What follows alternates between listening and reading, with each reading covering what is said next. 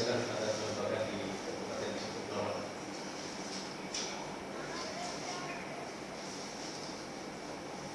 Regular belakang atau kemudian riset ini saya angkat dalam tesis saya, yaitu pertama bahwa riset ini mengetahui bagaimana dinamika kontestasi yang terjadi dalam formulasi yang seperti kebijakan pada lembaga di Kabupaten Kepulauan.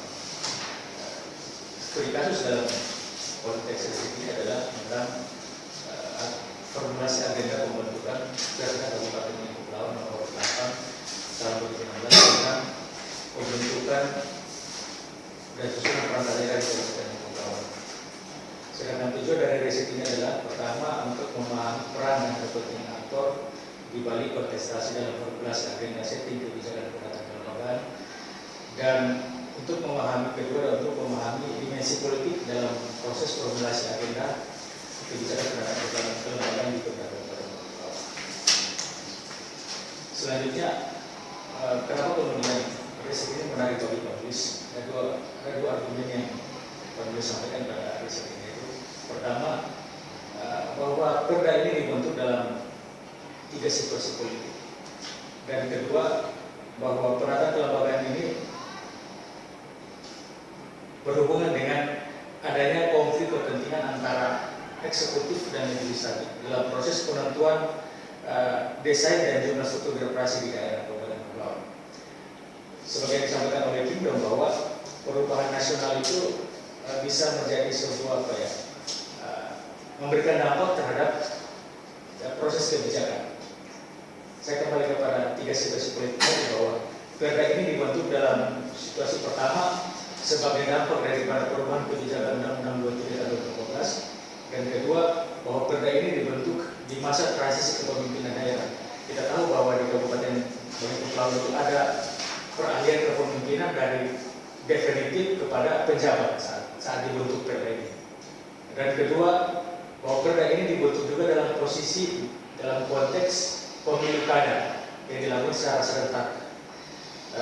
Jadi itu yang menjadi latar belakang yang sebagaimana disebutkan Kingdom sebagai nasional mood, bahwa nasional mood ini secara terus mempengaruhi proses kebijakan yang akan diambil oleh aktor kebijakan. Sedangkan kedua adalah bahwa riset ini menurut informasi awal yang penulis terima dari salah satu informan, dia adalah kapak portal yang menyampaikan kepada saya sebelumnya bahwa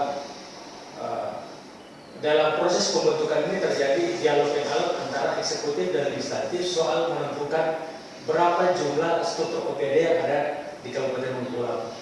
Nanti di hasil temuan akan dijelaskan bagaimana kepentingan itu terjadi. Selanjutnya, domain riset adalah analisis agenda setting. Dalam agenda setting meminjam konsep yang disampaikan Pak Purwo bahwa analisis agenda setting adalah prinsipnya memahami atau melakukan mencari apa yang dikerjakan oleh aktor kebijakan.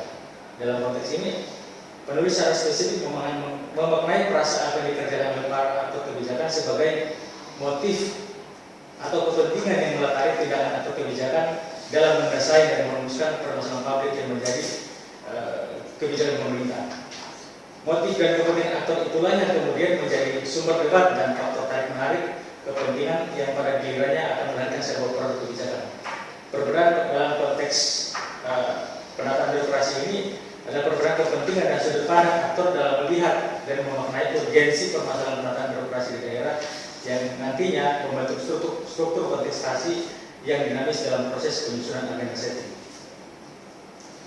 Selanjutnya, berangkat dari latar belakang, penulis mengangkat sebuah rumusan masalah, yaitu bagaimana dinamika kontestasi dalam formulasi agenda kebijakan pembentukan Perda nomor 6 tahun 2016 di Kabupaten Kepulauan.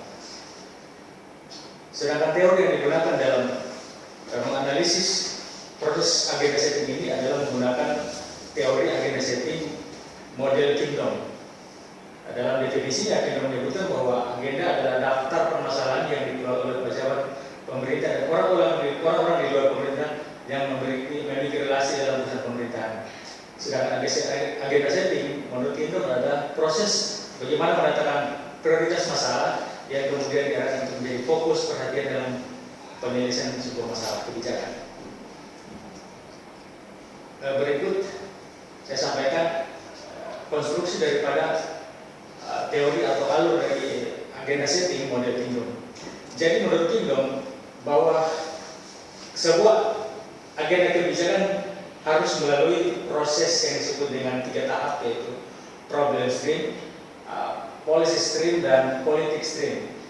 Dari proses ini kemudian bertemu dalam satu titik yang disebut dengan policy window atau jendela kebijakan. Dari policy window ini terjadi interaksi arus atau kepentingan dari aktor-aktor kebijakan, dan di dalam itu termasuk ada peran policy entrepreneur atau pengusaha kebijakan. Yang menurut Kingdom, policy entrepreneur ini tidak terlibat secara langsung dalam proses kebijakan, tapi dia mampu mempengaruhi lalu lintas proses kebijakan itu sendiri.